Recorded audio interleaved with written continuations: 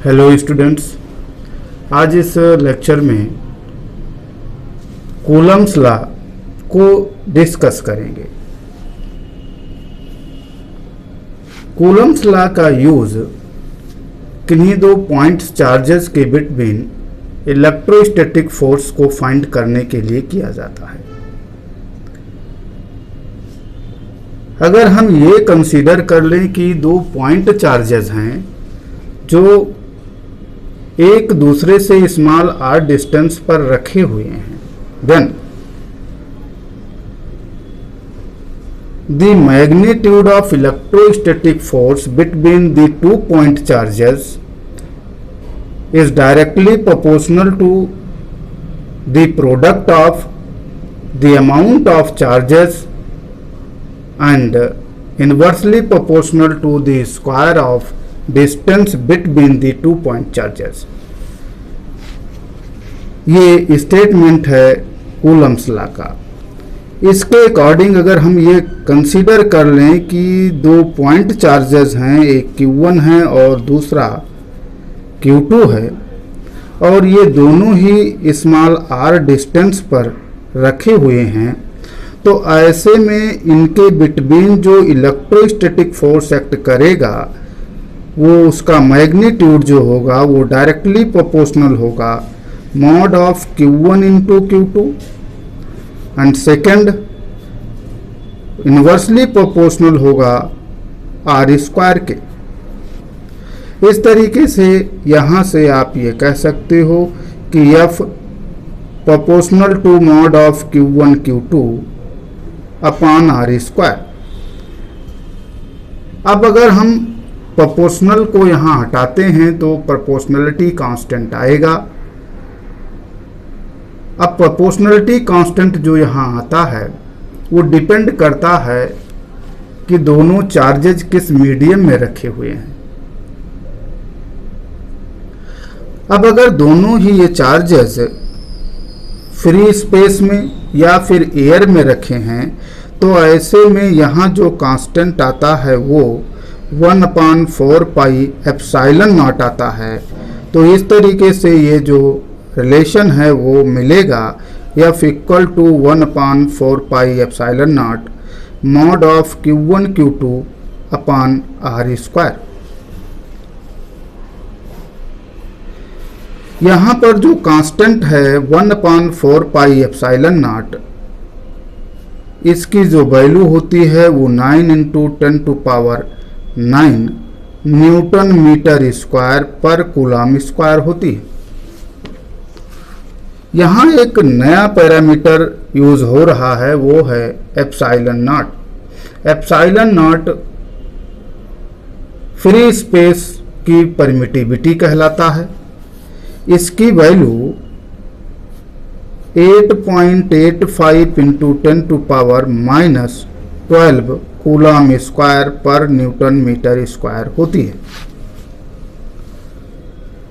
Students, ये formula तो आप तब यूज करेंगे जब दोनों चार्जेस फ्री स्पेस में हैं या फिर एयर में हैं, तो इनका इस फार्मूले का यूज करके दोनों पॉइंट चार्जेस के बिटवीन इलेक्ट्रिक फोर्स का मैग्नीट्यूड आप फाइंड कर पाएंगे। अब अगर दोनों चार्जेस फ्री स्पेस में या एयर में नहीं हैं तो ऐसे में जो ये कांस्टेंट यहाँ पर हम यूज कर रहे हैं 1/4 पाई एप्सिलॉन नॉट, ये इसके जगह पर दूसरा कांस्टेंट आएगा। वो कांस्टेंट लिखा जाएगा 1/4 पाई एप्सिलॉन नॉट। यहाँ पर 1/4 पाई एप्सिलॉन नॉट लिखा जाएगा। अब इस तरीके से ये जो फार्मूला मिलेगा वो 1/4 pi epsilon mod of Q1 Q2 upon r square. ये तो तब होगा जब दोनों चार्जेज किसी मीडियम में रखे हुए हैं जो वैक्यूम फ्री स्पेस या एयर नहीं है। अब यहाँ पर जो टर्म है एप्सिलॉन, इसे कहा जाएगा परमिटिविटी ऑफ द मीडियम। जो जिस मीडियम में दोनों चार्जेस रखे होंगे उसकी परमिटिविटी कही जाएगी। इसकी जो वैल्यू होती है वो डिफरेंट होती है फॉर डिफरेंट मीडियम। अब यहाँ एक नया टर्म भी डिफाइन किया गया रिलेटेड टू द मीडियम, वो है रिलेटिव परमिटिविटी या डाइलेक्ट्रिक कांस्टेंट। दोनों नाम से आप किसी से भी इसको कह सकते हो, रिलेटिव परमिटिविटी या डाइलेक्ट्रिक कांस्टेंट। ये कैसे डिफाइन किया गया? किसी भी मीडियम की परमिटिविटी एप्सिलॉन और फ्री स्पेस की परमिटिविटी एप्सिलॉन नॉट का जो रेशियो होता है that is called relative permittivity epsilon r, या फिर डाइलेक्ट्रिक कांस्टेंट अगर आप कहते हो देन के। The ratio of the permittivity of the medium to the permittivity of free space gives dielectric constant of the medium. Dielectric constant is denoted by capital K. इसी को relative permittivity भी कहते हैं। अब अगर यहाँ से हम मीडियम की परमिटिविटी को अगर सॉल्व करते हैं then epsilon equal to epsilon naught के।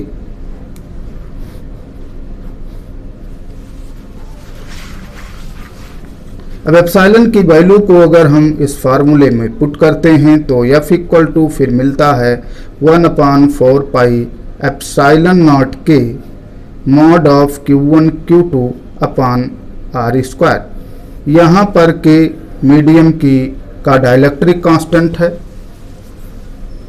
किसी मीडियम के डाइलेक्ट्रिक कांस्टेंट की जो वैल्यू होती है वो ग्रेटर देन 1 होती है।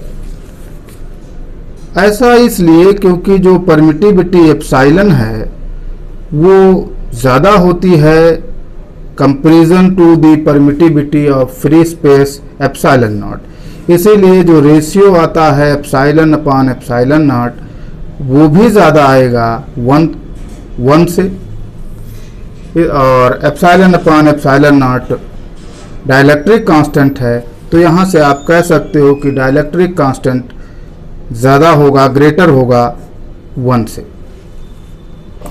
किसी भी मीडियम का डाइलेक्ट्रिक कांस्टेंट 1 से ज़्यादा होता है। हाँ 1 भी होता, 1 किसके लिए होता है? 1 फ्री स्पेस के लिए होता है। अगर आपका मीडियम फ्री स्पेस है तो डाइलेक्ट्रिक कांस्टेंट उसके लिए 1 होगा। अब इसकी मैक्सिमम वैल्यू कितनी होती है डाइलेक्ट्रिक कांस्टेंट की? डाइलेक्ट्रिक कांस्टेंट की जो मैक्सिमम वैल्यू है वो इनफाइनाइट होती है, और कंडक्टर के लिए वैल्यू होती है, कंडक्टिंग मीडियम के लिए डाइलेक्ट्रिक कांस्टेंट के की जो वैल्यू होती है वो इनफाइनाइट होती है।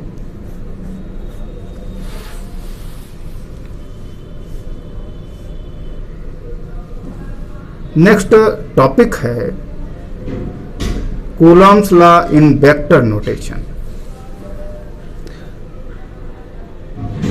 अब अगर हम ये कंसिडर कर लें कि दो चार्जेस हैं, दोनों चार्जेस का जो नेचर है वो सिमिलर है, यानी दोनों चार्जेस या तो पॉजिटिव हैं या तो नेगेटिव ही हैं, तो ऐसे में दोनों के बिटवीन रिपल्सन फोर्स एक्ट करेगा। और अगर दोनों चार्जेस अनलाइक नेचर के हैं, यानी एक पॉजिटिव है और एक नेगेटिव है, तो ऐसे में दोनों फोर्सेस चार्जेस के बिटवीन अट्रैक्शन फोर्स एक्ट करेगा। और इन दोनों सिचुएशन में जो फोर्सेस के लाइन ऑफ एक्शन होंगे वो होंगे along to the line joining two the point charges. Point charges को मिलाने वाली लाइन के अलोंग ही होगा।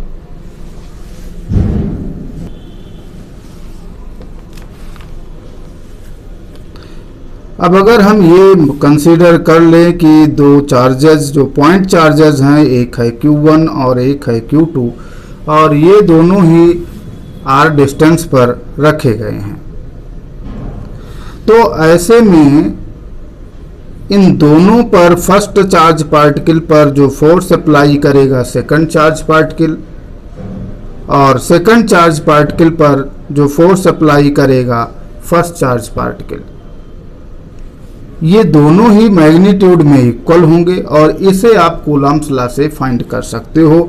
ये होगा 1/4 pi epsilon naught mod of Q1 Q2 upon R square. अब अगर आप एग्जैक्टली पहले चार्ज पार्टिकल पर फोर्स फाइंड करना चाहते हो तो पहले चार्ज पार्टिकल पर आप जैसा फिगर से देख रहे हैं कि फर्स्ट चार्ज पार्टिकल पर जो फोर्स है वो अवे फ्रॉम Q2 है, या आप ऐसा भी कह सकते हैं सेकंड चार्ज पार्टिकल से फर्स्ट चार्ज पार्टिकल की डायरेक्शन में है। तो ऐसे में इस फोर्स को जब आप वेक्टर नोटेशन में लिखोगे वेक्टर F12 को, तो जो F12 का मैग्नीट्यूड आया है उसे मल्टीप्लाई कर दोगे यूनिट वेक्टर से जो 2 से 1 की डायरेक्शन में है, यानी vector F12 equal to F12 का मैग्नीट्यूड और इनटू R कैप 21। क्योंकि 11th में आप पढ़ चुके हो किसी भी वेक्टर को जब आपको वेक्टर नोटेशन में लिखना होता है तो उसके मैग्नीट्यूड को उसकी डायरेक्शन में जो यूनिट वेक्टर है उस यूनिट वेक्टर से मल्टीप्लाई कर देते हैं, तो ऐसे में वो वेक्टर नोटेशन में अटेन हो जाता है।